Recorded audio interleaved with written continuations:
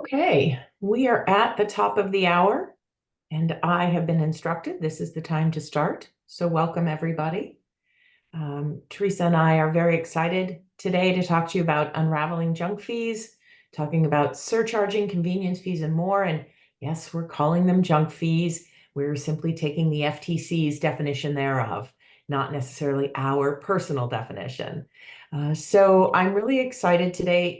Teresa and I have chatted a bit about this more often than I can tell you because it keeps changing all the time. So the place to start is to let you know that if you have questions, please put it in the chat. You'll notice that I look away from my camera over here at the chat to see when people have put chats in, and I will then make sure that Teresa and I can answer those questions.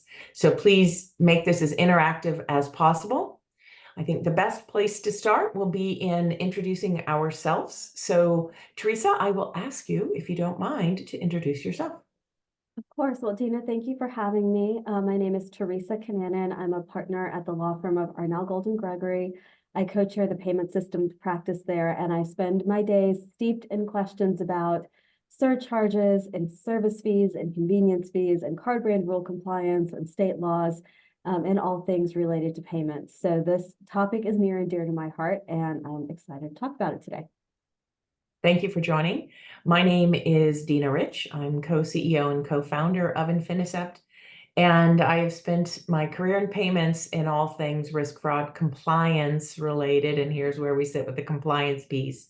So Teresa is my go-to person with questions on this area of compliance, or, well, many areas of compliance. So I'm looking forward to talking with everybody about this and being able to ask Teresa all of my questions as well. So, oh, look at that. And it didn't change. There we go. So here's our agenda. And here are things that we're going to be talking about today. Of course, surcharging. There are many angles of surcharging: payments, networks, state laws, and the ever-present Durbin Amendment. And you'll notice at the bottom, there's also the interchange litigation that has just has the proposed settlement out there. So there are many different angles we'll be looking at things. Of course, there's convenience fees, which I find the easier way to do things, unless we're just going to cash discount, and the junk fee rule proposed by the FTC. I will also tell you that Teresa has written 2 great articles, and when we send out the deck, we will be including those articles. One of the things to remember is when you read her article on the surcharging and how it's changed over time, is today is May 2nd, 2024. What we are telling you and the rules we're quoting or the laws we're discussing are as of May 2nd, 2024. Should you watch this video on May 3rd or May 10th or some year in the future, everything could be different. I thought that was one of the more interesting things about that article. Not to mention, I can't believe you know all the details from back when this started to now, but that, oh yeah, we better remember things continue to change. So just keep that in mind. This is for May 2nd, 2024. So what types of fees will we be discussing today? We are going to be really discussing surcharging fees, convenience fees, and service fees. Now, in just a minute, Teresa's going to get into it from different angles, but at a high level, surcharging is when you add on to the bill for using that credit card. And we're talking related to credit cards. So when you surcharge, you'll put a percent on there, and 3% is the cap on Visa. We'll talk about 4% on MasterCard, but there are nuances now with the proposed settlement. Can't wait to get to that. But surcharging, you are literally giving an extra charge for the benefit of using that credit card. Convenience is about the channel. It's about the ease of using a channel. So if I went into the store and used my credit card or any other form of payment, it would be no charge. But if I go to, say, online or a kiosk, I might have a convenience fee, a fee that's because I'm saving my time. Service fees, we will get into a little later. There are specific MCCs where service fees can be applied. And those are Visa rules only, not MasterCard rules. And that's my favorite, is how the nuances of the different rules will affect you throughout this discussion today, whether we're talking about a state, whether we're talking about a card brand, or whether we're talking about federal law or amendment. So with that, I'm going to throw it over to Teresa to discuss more in depth surcharging. Well, thank you, Dina. It was a great introduction. So when I've done this presentation before, I made the rookie mistake of beginning with some talk about state laws and things like that. And people were like, so what kind of charge are we talking about again? So I have learned that the best way to start is, what is a surcharge anyway? And as is the case with most things that cross the legal transom, the answer is it depends. Here it depends on who you ask, the payment networks or the states. Payment networks, as we know, are kind of into payments. That's their jam. They know all about it. They got lots of rules. The states, like money, just like everybody else, like to accept payments, but they are not going to get down to the same nuanced level that payment networks do and make the same kinds of distinctions. So a surcharge differs when you are in the world of Visa and MasterCard rules versus when you're in the world of state legislation. Well, I hit the go forward button because you had the perfect pause. There we go. Okay, so we'll start with the payment networks. So surcharging is a term of art in the rules of Visa and MasterCard. And to be clear, I'm going, and unless when we get to the interchange settlement, I will have some brief comments on how American Express got woven in. But when we're talking about card brand rules for the purpose of surcharging, we're talking about Visa and MasterCard rules today. So in the payment network universe, Visa and MasterCard, it is an increase in price for the acceptance of credit cards only, not debit cards. The card brand rules do not allow debits to be surcharged. So there are different caps. It's right now 3% for Visa, 4% for MasterCard, and there are signages that are required both at the point of entry and a point of sale that disclose the amount of the surcharge, that it's assessed only on credit, it's by the merchant, and it's limited to the cost of card acceptance. You can do most of these in just like one somewhat large sentence. Now, point of entry and point of sale are also specially defined in the card brand rules, because I've had some folks who say, well, my business is e-com, I don't have to worry about any point of entry signage. Practically speaking, you don't need an open sign flashing like you would if you were a nail salon or some other brick and mortar thing. But the card brand rules actually do talk about what a point of entry is if you are doing Moto or if you are doing e-com. They are specially designed or specially defined terms with their own signage requirements. So those are Visa and MasterCard rules. Now, MasterCard has a broader definition of surcharge than Visa does, in that it says a surcharge is any fee that is not charged if another payment method is used. So we'll talk a little bit later about convenience fees and service fees. These are creatures of the Visa rules. MasterCard mentions a convenience fee sort of only in passing, and the concept of a service charge isn't there. Most of service charge, sorry. The surcharge concept, though, is sort of the umbrella in MasterCard for any fee that is charged if another payment method is used. Okay, so surcharging. If we were live, I would ask for a show of hands, but most folks in the industry are probably aware of the fact that Visa has been on a very active enforcement program that started, I think, around about 2022. And I understand from listening to Visa present that it was positioned to go live earlier, but then COVID hit and everything, as we know, it sort of ground to a halt for 18 months. But they have a very active program to enforce compliance with their surcharging rules. So that means secret shopping, and that means when you have an enforcement, there is no freebie as there used to be in years past. It used to be that if you were found to be in violation of some element of the surcharging rules, and you basically got a free warning, like fix that, clean it up. All right, you did it, good, go on your way, don't do it again. But now it's fix that, clean it up, go on your way, don't do it again, and that will be $5,000. The only way to avoid that is if you can show that you weren't actually in violation of a rule. And then Visa has said in conferences it's given that it does anticipate trying to re-audit anyone who has been assessed a non-compliance fee in the past. So if you have been looked at once, the goal that Visa has is to look at you again to make sure that compliance has been achieved and is ongoing. Visa is not shy about the fact that it doesn't really like surcharging. This is in this orange block here, right from their website, it is opposed to the practice of surcharging because it penalizes the cardholder for using a preferred form of payment. And then Visa does its plug for, hey, if you have cards that are accepted without a fee, it could be better sales, faster checkout, customers are happier, a lot. And my favorite was cash is grubby, which honestly on the heels of COVID, that did give me some pause. I'm like, it is grubby. All kinds of gross germs might be percolating on the cash. But when we talk about surcharging, Visa comes up, frankly, so much more than MasterCard in compliance with Visa rules, not because they're really that different from MasterCards, but because Visa is the one that is out there actively enforcing its rules in the wake of all of these programs that it viewed as so non-compliant. Like, hey, I've got this price, you saw $10 on the shelf, I'm going to go to the point of sale and surprise, that was the cash price. If you wanted something else, like to pay with a credit card, for example, that's going to be $11, but I'll bump it back down to the cash price. And Visa hated those programs. They viewed them as non-compliant, and the prevalence of those sorts of things is what led to their big push for enforcement with their rules.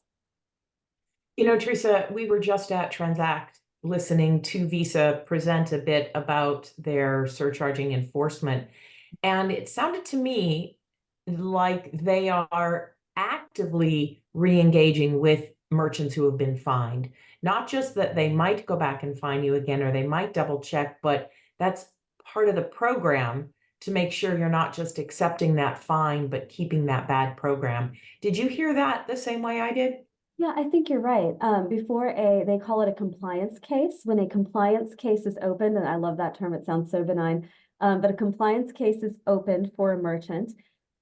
They do keep engaging until I think there's some satisfaction on the part of the Visa team that compliance has been achieved. And so, yes, they'll circle back around later, but you're right, Dina, it's show us how you fixed it. And then we might do another spot check to make sure that that's the case. Now, Visa, I think, has had some bad experiences with people who send them pictures of, supposed fixes, but especially for local businesses that may or may not be right around the corner from people's homes, maybe they're even Visa employees. It's just so easy to go check, and you find out that that picture of your corrected menu was not actually posted or in use. It was just manufactured for Visa to get them, comfortable with the alleged fix.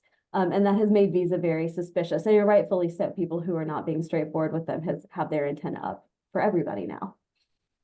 Yeah, that really did hurt the industry when people started doing that. And from personal experience, dealing with some of their other programs, I know when you take steps to circumvent their rules, they get very prickly. So indeed, we have to pay attention to that. They will be back, just like Arnold Schwarzenegger. The states. So now we've sort of done very broad strokes on what the card brand rules, Visa and MasterCard rules are about surcharging. Now, when you come to the states do not draw distinctions about the type of charge. It is any charge that you assessed for the presentation of a credit card in some states or any card in other states, depends on the states. Now, so there are some carve outs for government entities, but they generally are not going to be recognizing service fees or convenience fees the way that Visa or MasterCard might distinguish those things. So I have a lot of folks come to me and say, hey, I've got this program, I charge $150 anytime somebody presents a card to me, and it's a convenience fee program, and I'm doing it in 50 states. And I say, oof, there are a couple where that's prohibited, we should talk. And they say, no. Those are surcharge prohibitions. This is a convenience fee. And I was like, well, I get that. And under Visa's rules, maybe you are running a completely 100% beautiful and compliant convenience fee program. The states don't really care what you call it. What they heard was, I'm charging an additional fee for presentation of a card. And there are a couple of states where that is not legal.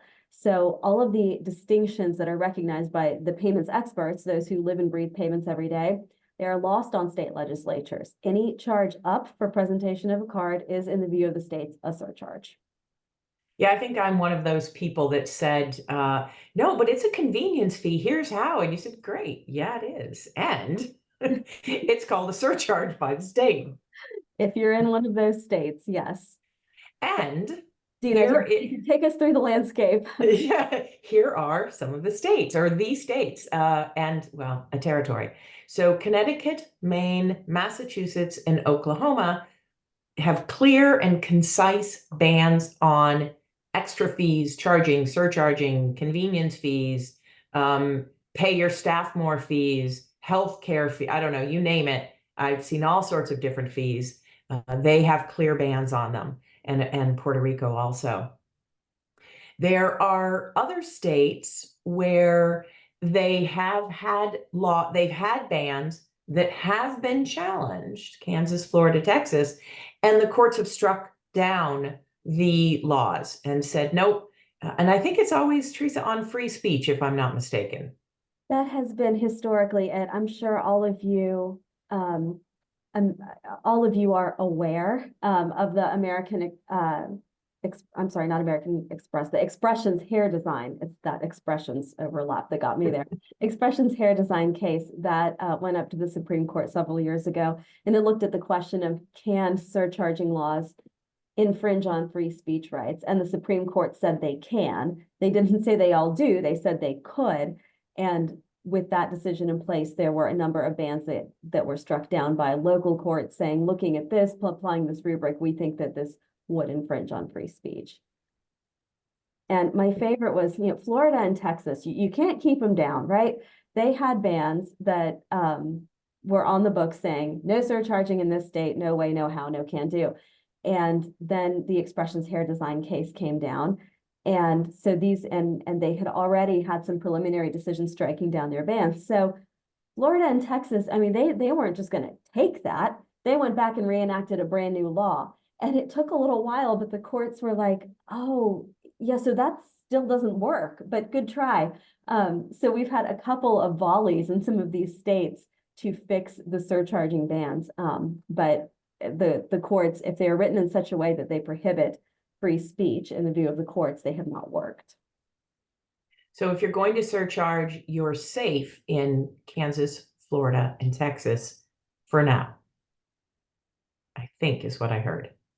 I wanted to chime in. There are a couple of questions on this topic and in the Q&A box. Yeah, so Thank you.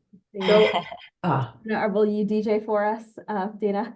I will. And it's funny. I'm sorry. I was looking in the chat box, not the Q&A box. So that, my friend, is user error. So the first one, is this eligible for CPE? I don't know that we have CPE credits.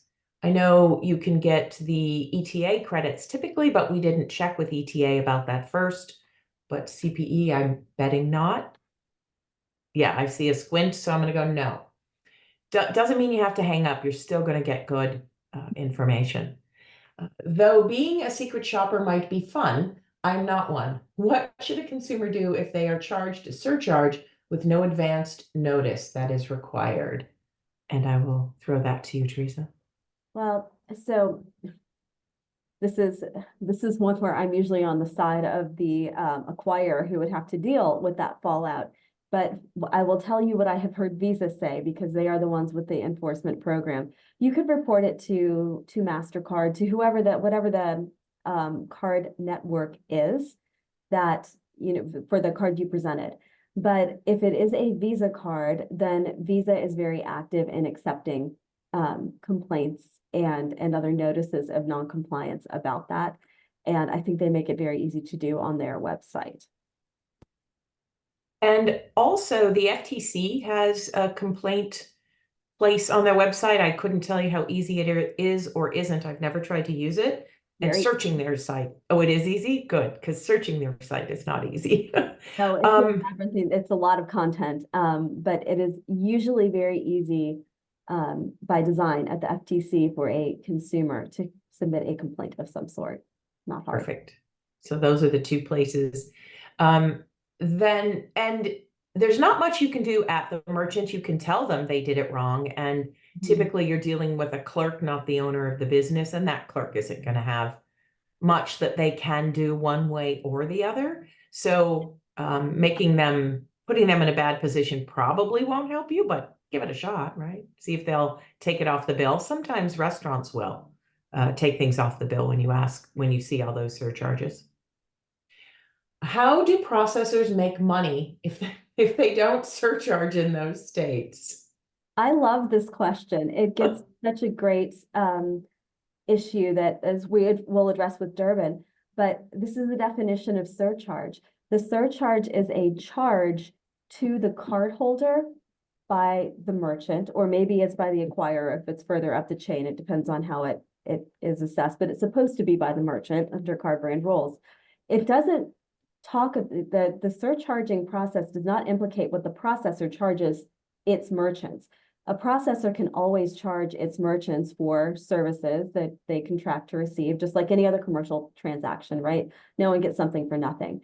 The issue about surcharging is what happens between the merchant and the cardholder, not what happens between the merchant and its processor. Hopefully that makes sense. That's very clear and concise. I appreciate that answer. Which is why I smiled when I read it, because I was thinking, well, the merchant's going to be paying money, so the processor will make money. Is there a registration from the merchant that is needed for the surcharge program? So for MasterCard, I believe you register directly with MasterCard. The acquirer or ISO should be able to help with that. For Visa, the registration used to be directly with Visa, but now it is with your acquirer instead. I believe both card brands require 30 days notice before surcharging begins. Last time I looked at that part.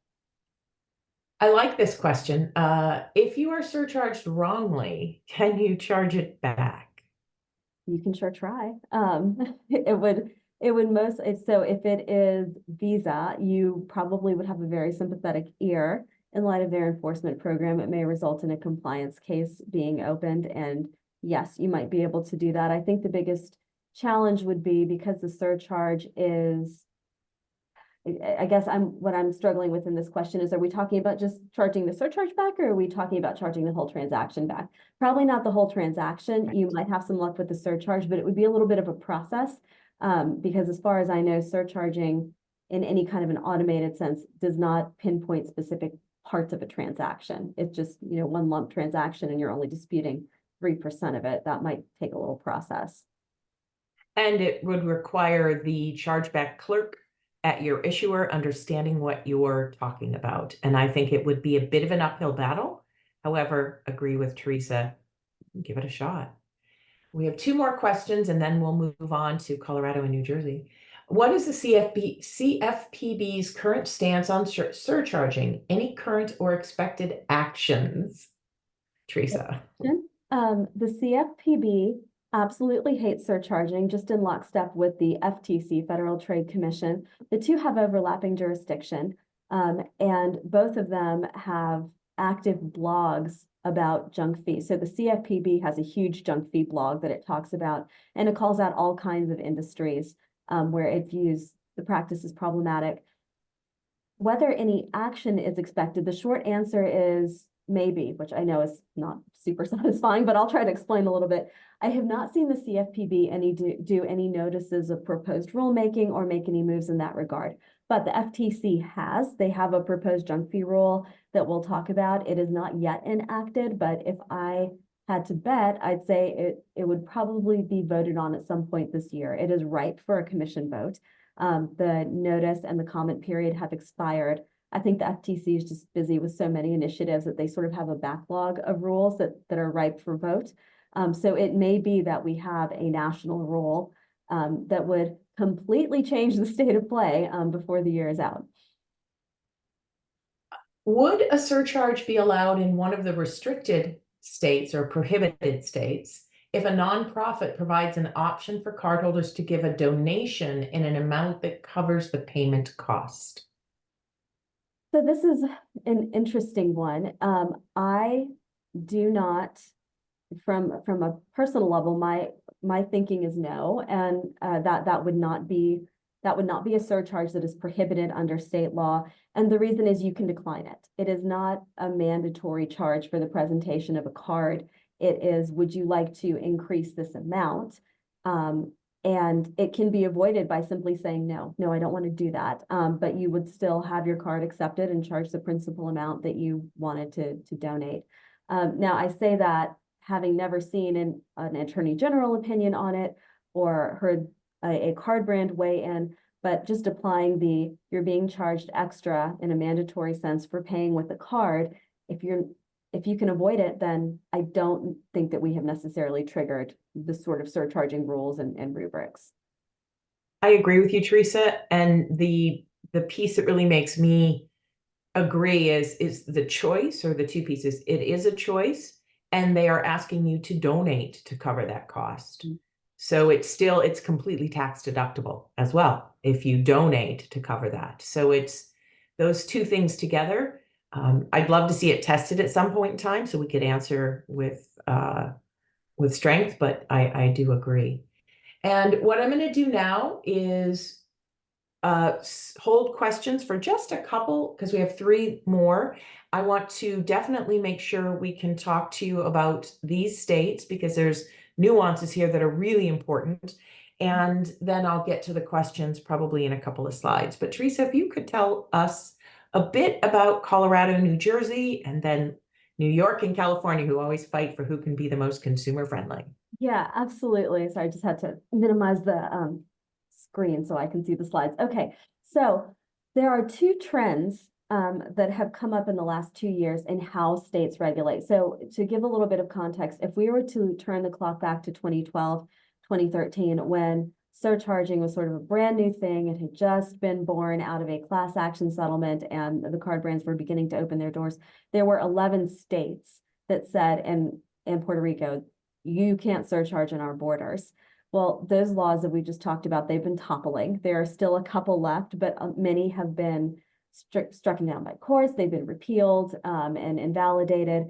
But then we have the new regulations coming through, and they are taking 2 different approaches. So Colorado and New Jersey are regulating in line with payment network rules. So in Colorado and New Jersey, it expressly says under their state law, you can assess a surcharge for the acceptance of a credit card.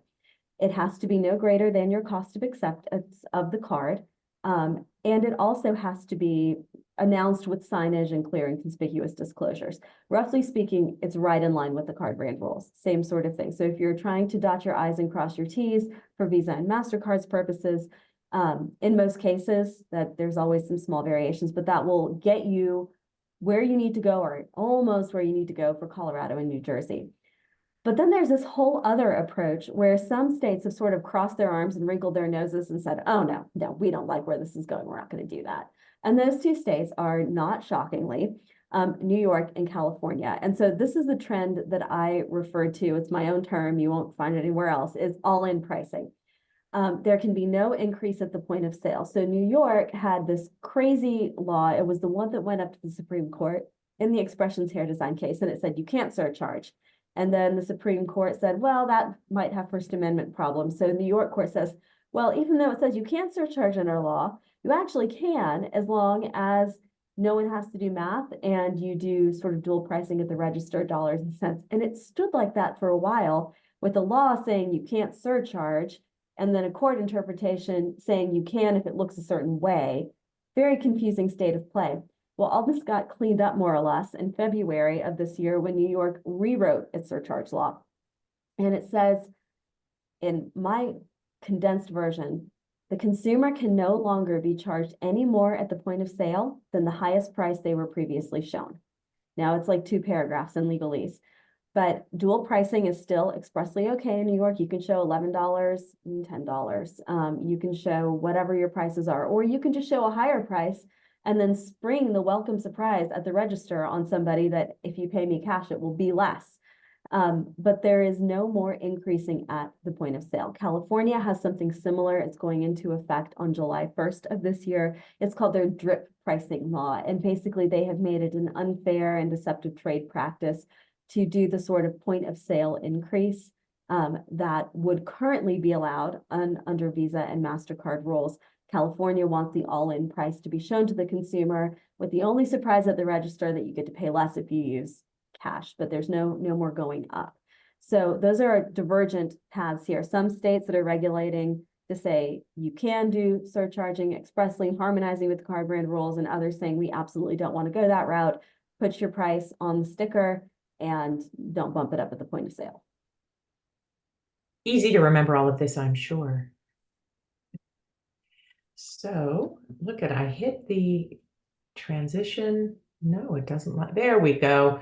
So what's the difference between surcharging and cash discounting? Really, it's easy. Surcharging up, cash discounting down. So when you surcharge, you'll see the price $10. You're going to add $1 to it, it's going to be 11, or $3, it's going to be 13, whatever it's going to be. Price add up. Cash discounting, you start at 11, minus 1, you get to 10, it's down.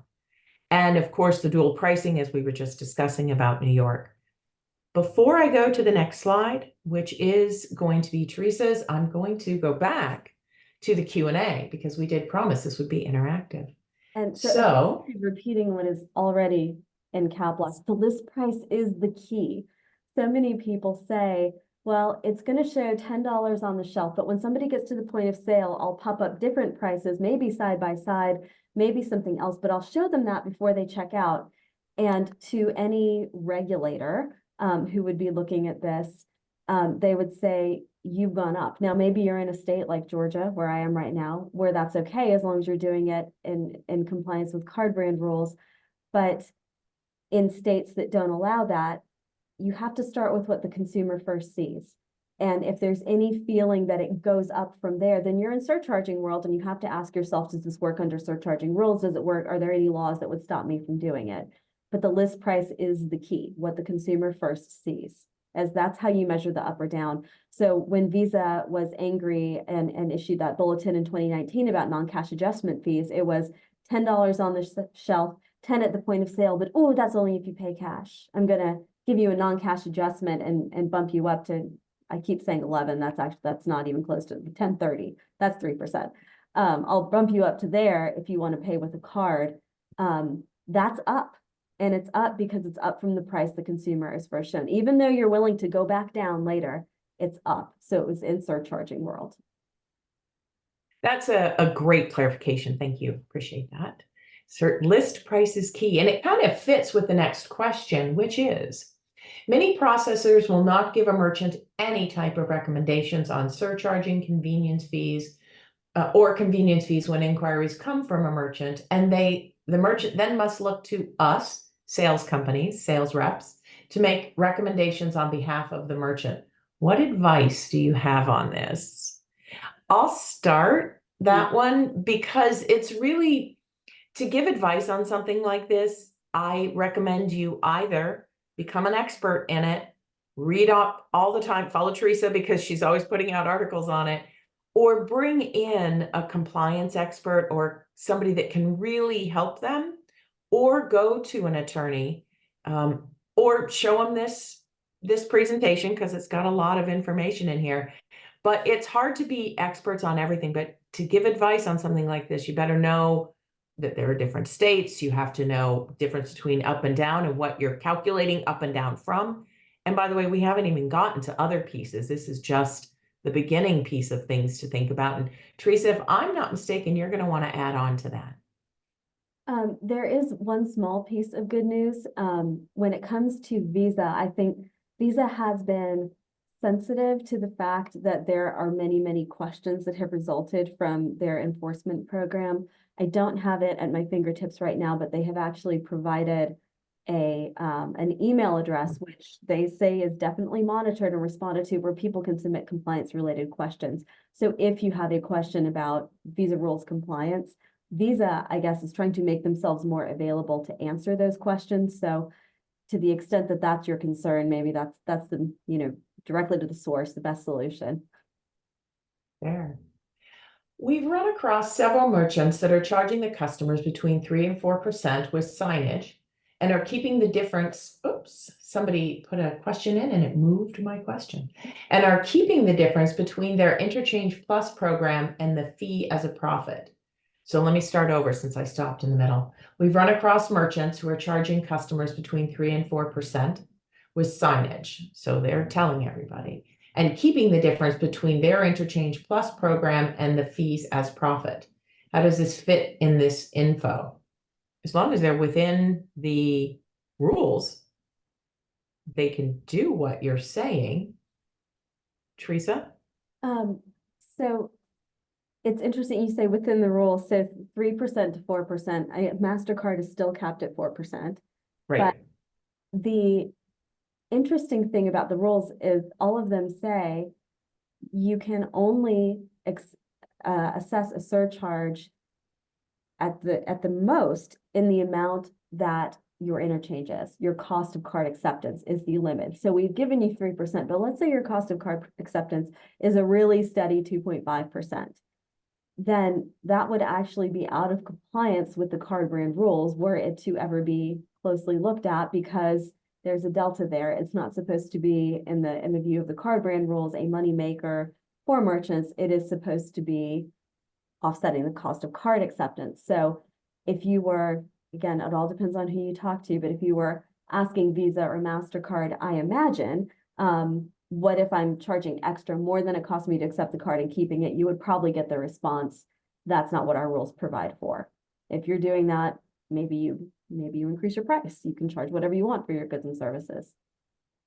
And Teresa, when you say they can't charge more than the cost of acceptance, that's a card brand rule. Card brand rule, yes. Well, it's in New Jersey and Colorado, it's also a state law. You are limited to the cost of card acceptance. But yes, the limitation to putting your surcharge at the cost of card acceptance, the lesser of, whatever the percentage cap is in the cost of card acceptance, that comes from the card brands and has been grafted into state law in Colorado and New Jersey as well. And that goes to the next question, which is how does the state define the cost of acceptance when the brands have so many interchange levels? Oh, that's such a great question. I don't think the states have thought deeply about it. I think the world of interchange is something that would probably boggle the minds of most state legislatures that are thinking a lot about taxes and roads and healthcare and interstates and what do you mean interchange? What is that? So I think that practically speaking is why so many people default to the cap of 3%, because your rate could be, interchange is different per transaction, depends on what level it is, all of those different things. So agreed, it's a difficult issue. Interchange is sort of a question mark. You can ballpark it, but until you get to month end, it's hard to know exactly what interchange was on any given transaction. And along those lines, are there details on what cost of acceptance actually means? Interchange is one piece of the cost, but there could be card brand fees. There's the assessments at the end of the month. There's per transaction fees. There's gateway fees. There's PCI compliance fees and all of that, and plus many others, all really lump into the cost of acceptance. So how do you define that? Well, the short answer is I do not define it, and I have not seen that the card brands do either, but I take your point, right? There's interchange, but then there are lots of other fees that may go into it for other services you're getting from your processor, value adds. Is that all part of your card acceptance? And I suspect very strongly that that is why it is the lower of cost of card acceptance or 3% cap for Visa, 4% for MasterCard. Because if you were to start saying, well, I've got PCI compliance, I've got this, I've got that, I've got all this overhead that is connected to card acceptance, I'm just gonna sort of amortize that out over all of these transactions, you might get a pretty hefty surcharge. And that would be very upsetting for the card brands and probably for consumers as well. And so I think the cost of card acceptance gets capped there just because it could be a very broad definition of all of the things that go into being able to accept credit cards. Agreed. If the CFPB takes action, who would their target be? Financial institution, acquirer, ISO, networks? I think everybody is in the CFPB's purview. Right. anyone could be a target.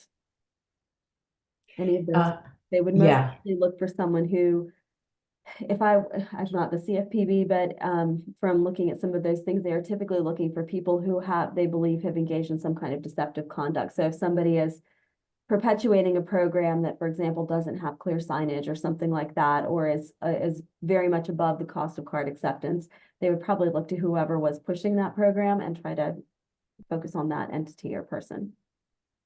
I will throw in the FTC does not have purview over banks, but pretty much anybody else in our world. We have a bunch on the whole, how do you figure out cost of acceptance? So I think we've had good conversation on that. So if I didn't read your exact question, it's because I'm believing that we answered it with the longer discussion. How do you manage state law compliance when selling online? Is it the state of the consumer or the state of the merchant? Once again, depends on who you ask, but I would say both. I would say it's both. So if you are, for example, sitting in Connecticut, in which surcharges are not allowed, and you are surcharging, the state attorney general of Connecticut could easily come to you and say, knock that off. That's a violation of our law. But if you are in Connecticut, you are a consumer in Connecticut, and you're working with an e-com merchant, and they are, let's say they're in Oregon, but they've reached across the country and they're now in Connecticut and they are surcharging you. Could that be a violation of state law? I don't know because I have not seen any AGs take an official position on this, but just sort of applying jurisdictional rules and sense, I would say that consumer could go and complain to their AG and say, there is this particular business, it is doing business in Connecticut, as evidenced by the fact that I have done business with them online. And for people who live here, they are assessing surcharges. So the lowest risk approach is to block surcharging for any consumer who has a credit card in a state that would prohibit surcharging, and then also for any merchant sitting in that state, they should not surcharge. That is the most safe answer. Okay, I am going to move on with the presentation and we'll get back to some of these questions momentarily. So, Durbin Amendment. I pass the talking stick back to Teresa. Oh, the Durbin Amendment, our old friend. So it was enacted in 2011. It was part of Dodd-Frank. Everyone remembers the Great Recession. And this was part of the effort to stimulate the economy, make things better. So what it does is limits the fees that can be assessed for the acceptance of debit cards. And it requires that merchants be offered a choice of networks on which to route debit transactions. This is not news. Everybody is probably quite familiar with this by now. But it regulates at the level between the payment networks and the merchants, not between the merchants and the card holders. It's further up the chain. It goes back to one of the questions we saw earlier.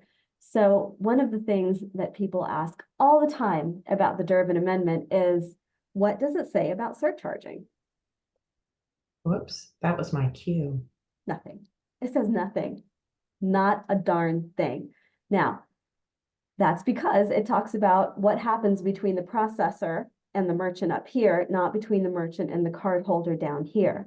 And if we go to the next slide, it does talk about cash discounting. And what it says is a payment card network shall not inhibit the ability of any person to provide a discount or in-kind incentive for payment by the use of cash, check, debit card, credit card, and then some legalese, which basically means as long as it is even-handedly extended.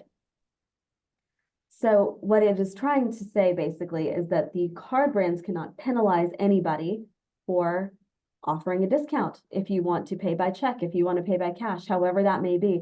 But it's talking about discounts. It's not talking about surcharges. It's talking about down is always okay. That is the shortest way to summarize this. Down is always okay. No one can be penalized for that. And you see that in Visa and MasterCard rules. They actually have enacted rules that say it is not a violation of our rules to offer a discount for the use of a particular payment method like cash. So I think we have answered most of these. However, I'm going to briefly look at them to make sure. Does state law override card brand rules on surcharging? What I'll tell you is state, federal regional laws, when you're outside of the US, whatever the laws may be, always override card brand rules. Laws are where you look to first. And if there isn't anything, if the law is silent, go to the card brand. But if the law is less stringent than the card brand rules, like let's say there's a state that said you can surcharge 5%, then you have to look for Then the common denominator, because the card brands won't be happy if you're surcharging in excess of the caps and their rules. So you have to look for whatever the lowest common denominator is to comply with all of it. fair. New Jersey and New York, I think you spoke to those states before. What if your terminal isn't enabled for PIN debit and it doesn't recognize credit versus debit? How does that work with the Durbin Amendment? Well, so Visa's position is that it still results in it may still result in unauthorized surcharges on debit. And what you need to do for any really compliant program is have a bin lookup functionality built in so that you can figure out whether it's a credit or debit card and make sure that nothing except a credit card would be surcharged. But the short answer is if your terminal is not enabled for PIN debit, and you don't have a bin lookup table, you are in grave danger of accidentally surcharging debit cards and getting crossways with Visa and MasterCard, but they are not as actively enforcing. No, they're not. The card brands seem to take turns with that. I've noticed over the years. So Maine, I thought surcharging was legal. Yeah, a lot of people did. It was all over the internet because at one point, a repealing of Maine's surcharging ban was entertained and the crowd went wild, but it didn't pass. Nothing happened. The ban is still there. It's still live, but I love it when people say like, oh, but it's legal in Maine. I was like, you Googled, didn't you? You know, you got to read the statute. It's still there. That's funny. What is the limit for cash discount? Is No there limit. No limit. Woohoo! People say it's 3% down, right? I'm like, no, you can go down as far as you want. You can have $10 your list price, but hey, if it's cash, then you can take 7. You can take a 30% discount if you want. You can always go down. New Jersey, Colorado, do they have percentage caps on surcharging? No. If you think that about Colorado, you may be someone who did not read the whole statute, which I completely understand because reading statutes is definitely boring. But Colorado has an alternative. It's like 2.5% or your cost of card acceptance. New Jersey had many versions of the bill out there, and one of them had a cap. The one that was ultimately enacted did not. It was cost of card acceptance rather than a set percentage cap. But I think that confused a lot of folks. Oops, I went forward without being clear that we've talked a lot about surcharging in New York. It is legal. And I think Teresa was pretty clear about the posted price has to be the highest price when you're in New York. You can post both, but you can't post the lower or the cash price. And then add to it. You're stuck with Right. the highest price you've posted. That's all you can do. So I think it's time to move on to convenience fees. We've done a lot on surcharging, and again, May 2nd, 2024, this is the time we're talking about all of that surcharging conversation we've just completed. There is no silver bullet. There is no aha moment. Here's how you're going to make it work everywhere all the time. It will be different depending on where you are, how you do it, what you're doing. So please know it's not a one-size-fits-all program. So let's talk about convenience fees.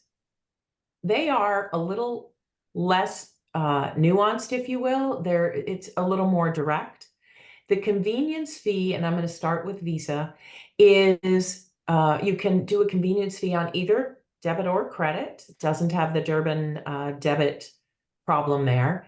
It has to be flat though, because it is a fee for the convenience of the way you are paying. And I'm going to use a kiosk as sort of as an example. So I can go stand in a long line and go to the cash register, use my credit card. There's no fee. Or I can go to the kiosk, which is faster. And for that convenience, I might get a $3 flat fee. So I can't get a percentage fee there, only a flat fee. And it has to be charged on every means of payment.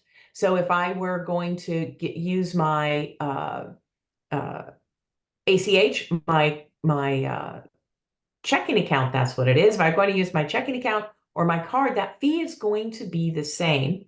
And before you say you've all seen it differently when you pay taxes, we haven't got to service fees yet. They have different rules. So I'll just put that out there as we're running up on time to make sure you know that when it's for the use of the channel, that's why you are using that convenience fee. Think about a kiosk at a food court where you go and you have the convenience of that kiosk at the food court in the mall. You can buy from any of the different restaurants with one charge, with one order. You then would get a convenience fee for that ease of use, not a surcharge. It would always be, say, $10, whatever it would be. But although I haven't seen this piece directly in the rules, Teresa, you might have where it says you must offer a free way to use the card. I do know Visa says that when they're presenting.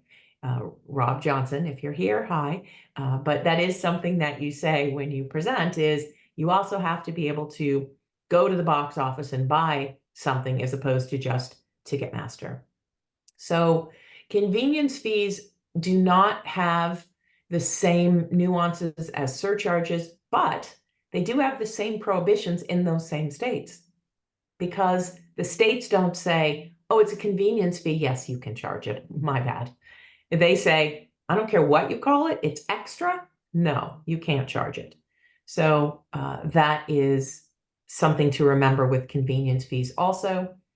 And MasterCard is less prescriptive than Visa on. They just have, you can read it there. I don't need to read it for you. But again, Visa is the one out there paying close attention to all of these fees. It's their turn to do this. At some point, MasterCard will pick a rule they want to enforce with strength, and then they'll be out there doing that. So again, any form of payment used for that vehicle, for the convenience of using that vehicle. Let me see what, yep, there we go.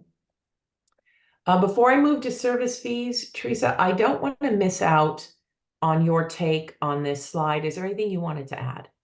No, you nailed it. Nothing to add. Thank you. Making sure. So service fees are Visa's, a Visa fee only. MasterCard doesn't have it, and it's about certain MCCs only, governments, when you're paying taxes, fines, courts, education, schools. So it is a way to be able to charge a fee that is disparate for different types of methods of payment for only these MCCs that you're seeing here, which is why when you go online to register your car, you can do it for $1 if you want to put your checking account in, or it's some higher amount if you want to use your credit card. And they are much more giving as to the types of fees you can charge, whether it's fixed or a percentage. You just have much more leeway when you're in the service fee band of charging. And Teresa, I don't think I'm clear on this answer. The states that prohibit, do they prohibit these as well? So a lot of them actually have carve-outs for government entities. Not all of them have them for schools. Some have them for utilities. But I think my takeaway generally is governments don't pay interchange. They're going to push that cost. It's going to get paid, just not by them. So if you have a fine or alimony payment or something that has to be made, the court is not going to pay that 3% and pass on the full amount, nor do they view you as having fulfilled your court-ordered duties if you paid the amount less 3%, which is passed on for interchange. So most Connecticut, for example, Massachusetts, they have carve-outs for a lot of these same businesses that are shown on the slide as being in these protected MCCs. I'm going to ask one quick question before we move on to the next slide. Can a restaurant still surcharge if the notice is only in the menu, not at the door point of entry? So I guess it all depends on exactly how it's displayed. If we are in surcharge rules, In that world, that means we're going up at the point of sale from what we have seen previously. If that is the case, then it would be, I mean, it might not be a violation of state law, but Visa, I think, and MasterCard would probably see a violation of the rules if you had no signage at point of entry and only at point of sale. Now, whether the menu is considered point of entry, that's an interesting question. I don't know. I think if it were both on the menu and at the point of sale, maybe that would be enough. But there are so few restaurants where there is, like there's the Waffle Houses of the world, bless them, where you have a physical point of sale, but a lot of times it's just right at your table. So I don't know that you would necessarily be able to collapse all of your notices to something that happens right at the table. I'm going to ask another question. I think I said one and I'm changing my mind. I was advised that the language regarding convenience fees needing to apply to any payment method would exclude non-card, since Visa and MasterCard would not govern ACH or other payment types. In my last role, there were many financial institutions requesting to apply convenience fees only to card transactions and stating other processors would let them do so. Have you seen any actions by either card brand against charging convenience fees for cards only? So first, I'm going to speak to the usage of the channel, and then we'll talk about whether anybody has seen them take action. But where Visa is going with that usage of the channel rule is what they don't want is for you to put the convenience fees on the credit card and not on the ACH, because what you are then doing is incenting somebody to use another form of payment than the Visa card. That is why, to call it a convenience fee, it must be charged on anything within that channel. If it is not charged on every payment type, whether it's crypto, whether it's ACH, whether it's cards, in that channel, by definition, it is now no longer a convenience fee. It has now become a surcharge because you're being charged for the usage of that card. And now we have to go back to the surcharge rules and just follow them. So I have not seen action against charging convenience fees for card only. Teresa, have you? I have not, and I don't know that it's because the card brands don't care about that rule so much as they are so focused on surcharging. I think if that were to happen, I see more, it would be an assessment probably for a non-compliant surcharge program versus I don't like your convenience fee program. It would be this is a non-compliant surcharge. And maybe some of those have happened. I can't say that I've had a particular personal brush with it. Okay, and now we only have 3 minutes left, so I will throw it over to Teresa to talk quickly. All right, so the FTC's proposed junk fee rule. The main thing to know about this is it doesn't actually have any legal force or effect yet. This is a proposed rule. There was an opportunity for public comment. That period is closed. It is ripe to be voted on, but has not yet been voted on by the Federal Trade Commission, so it is not active yet. If it became active, it would pretty much wipe out everything we just talked about, and Dina and I would have to do another webinar to talk about it. But what it says is, look, you can have whatever fees you want as part of your price. You can have kitchen fees, service fee, whatever. But what you must show the public, bigger, badder, bolder than anything else, is your total price that must be paid. And in their many 100-page report talking about why they were thinking this rule made sense, all of the market research that the FTC had done, they called out a whole bunch of different kinds of industries like ticketing, lodging, rental car. You see one price and then you find out there's a resort fee or a fuel fee, or so it's non-negotiable. It doesn't matter how you pay. It is simply the price that you must pay, and you only find out about it later. They would do away with all of that. So it is, we'll see if it happens, but that would vastly change the landscape. And in our last minute, the interchange class action settlement also has the potential to vastly change things. It is not in effect yet. It most likely would not go into effect until Q4 of this year or Q1 of next. But the biggest thing that it would do is recalibrate the amount of a surcharge for Visa and MasterCard, oddly, based on the treatment of non-party American Express's cards. And there it is. If you are, what the proposed settlement essentially says, if a merchant accepts American Express but is not surcharging American Express because it doesn't have written permission from American Express to do so, then it can still charge Visa and MasterCard, but only 1%. If it is charging Amex pursuant to an agreement with American Express, then Visa and MasterCard can be charged 3%. My observation is that most people don't have written agreements with American Express on this, and American Express is not a party to this. So I don't even frankly know how they feel about it, if they're thrilled or not, but Visa appears to be considering at least some kind of enhancements to its rules that would at least ask the question, how are you treating American Express? Which is a very interesting sort of thing for one card brand to be monitoring treatment of another. So we're at the top of the hour. I chose to answer as many questions as I could, so we did not get to the end of the interchange class action settlement, but you can rest assured the closer we get to this being something that is accepted and out there, you will see another Teresa and Dina webinar only on the class action settlement and how it changes the playing field. And then we will be using that date to tell you that is where you look at the rules. So please remember, things always change. We will be sending out both of Teresa's articles, and I think that's a big takeaway is know the date of the information you're receiving, and as you're Googling things, make sure you pay attention there as well. Teresa, as always, thank you so much for giving your time to all of these people and to me personally. I always learn when we do these That's a together, pleasure. so thank you. And thank you everybody for attending.